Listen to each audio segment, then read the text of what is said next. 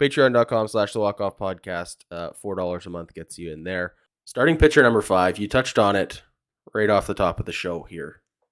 Let's get into it for real. We're looking at 2 options in-house as the most likely starting pitcher 5, at least through April, right? We're looking at Yusei Kikuchi. We're looking at Mitch White. Now, a lot of people have fever dreams over Yusei Kikuchi starting 20% of the games for the Blue Jays at any point in this season. He had to his credit, went to the bullpen at the end of last season, looked good in his very small sample size out of the bullpen. I'm hoping that's something to build on.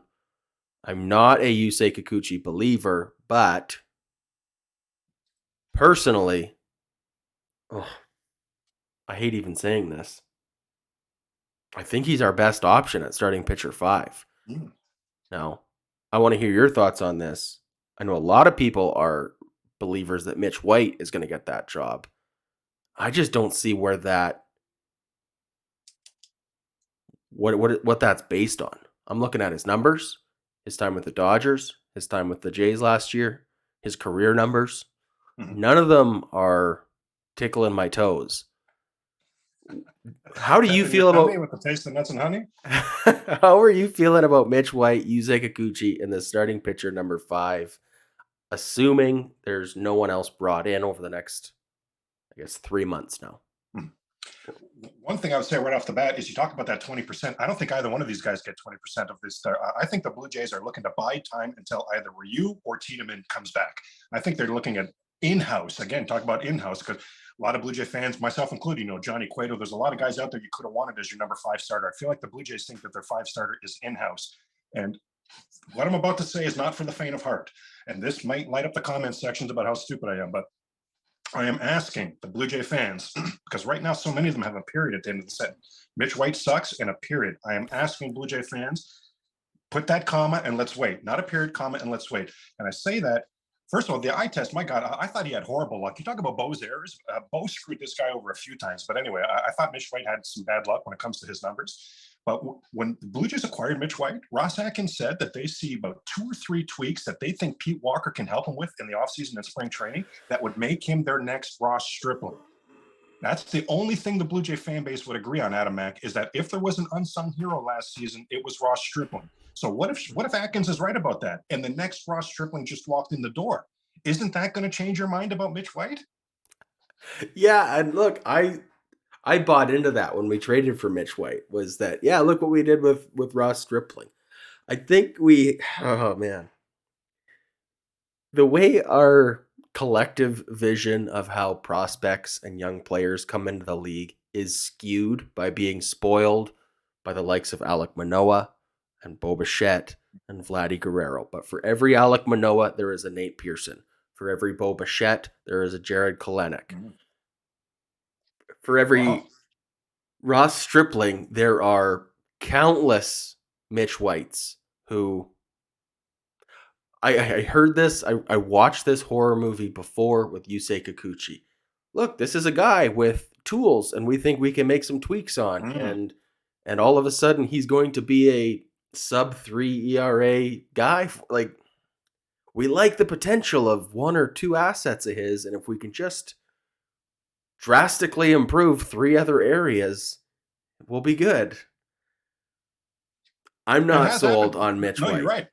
You're totally in the Shapiro Atkins era, an open, honest conversation. That's happened. What about Derek Fisher, that outfielder they brought in? They said, man, if we can just harness that power swing he's got, wow. Guys, we have seen this before. Absolutely yes.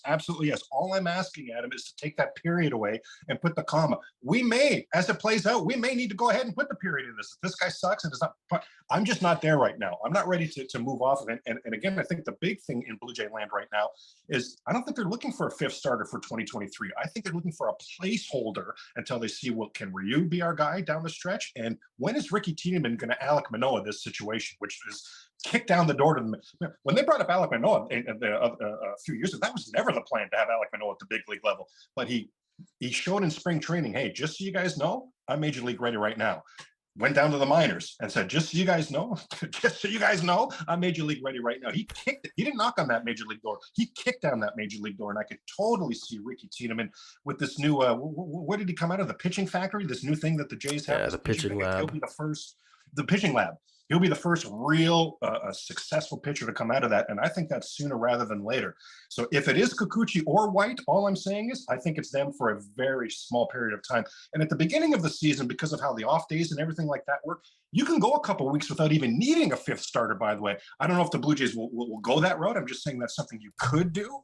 I just am, and I'm way out on Kikuchi. Maybe that's part of why I don't want people to quit on Mitch White, because I don't want it to be Kikuchi.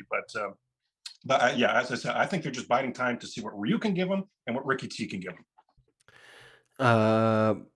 Blue Jays do have a pretty busy April. We have 4 off Okay. days in 5 weeks. Oh, that's way less than usual. You know what? Maybe I need to get rid, because this is a new schedule now, right? It's not This an is unbalanced. the- So this is maybe the you know more what? Maybe I need to balanced wrap my schedule, head around yeah. that a little more there. Good point. Okay, well, we're on this topic here before we move on to our last topic of the day. I just want to get your thoughts on, does this team start hot out of the gates? What's our April look like? Wins and losses. We have between March 30th, that's the season opener against the Cardinals, and April 30th, we have 28 games. So we play, and I'm just going to give you a list of teams, and then I want to know how many wins you think the Blue Jays are getting in April. So we got St. Louis, we got Kansas City Royals, we got the Angels, we got the Tigers, we got the Rays, Astros, Yankees, White Sox, and Mariners. Jeez, there's some teams in there. Wow. I do think the Blue Jays will have a chance to hit the ground running because of how they're constructed now. In the past, it was a home run or bust. So we needed to wait for that offense to heat up. And traditionally, those Latin players heat up as the summer months come, right? As it gets a lot hotter. That's a lot less the case for the Blue Jays now. They've got that pitching and that defense. That will be their calling card. So I very much think that the Blue Jays can hit this ground running. Again, I'm going to be looking right at Don Mattingly, because I don't have a lot of faith in John Schneider. So I'm going to be looking right at Don Mattingly for how this team is prepared between the ears to go into this season. I also think that some things are going to carry over, because I bet it is a horrible taste left in this mouth. We as fans are still not over that 9-1 colossal letdown against the Mariners. Imagine the players who went through it. I imagine they can't wait to get there. We saw, you talk about Matt Chapman. Honestly, Matt Chapman, you're on the clock right now. We heard that he took over the clubhouse as this season went on last season. He's got to be that leader, letting them know, guys, we need to hit this ground running.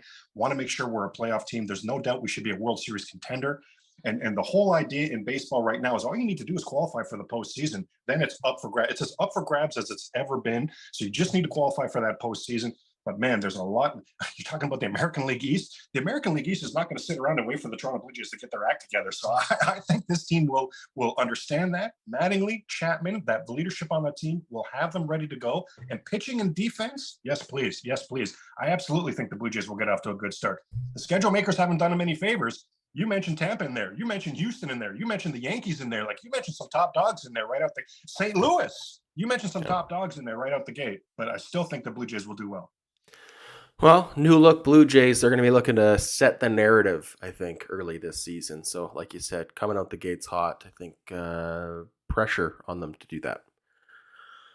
Well, walk-off community, I hope you enjoyed that little clip. This full episode is going to be available on our main channel sometime in the next few weeks.